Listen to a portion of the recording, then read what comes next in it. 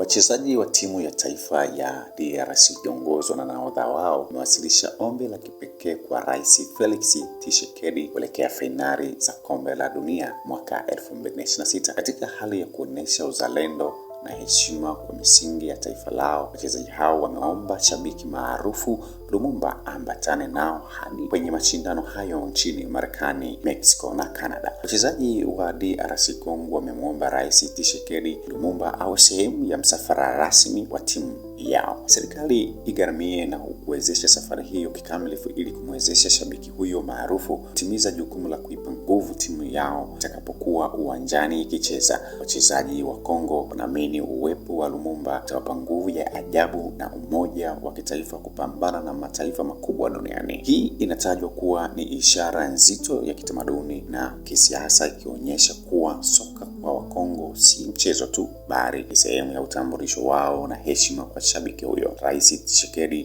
tayari amewazawadia wachezaji hao magari na viwanja.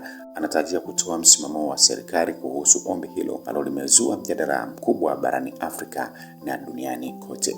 Tukumbuke katika fainali zilizopigwa mwaka 2025 katika nchi ya Morocco, shabiki huyo alikuwa maarufu zaidi mara baada ya kusimama kwa muda mrefu wakati mechi inapigwa katika viwanja tofauti, wakati Kongo ikipambana na mataifa mengine barani Afrika. Hii CF Media.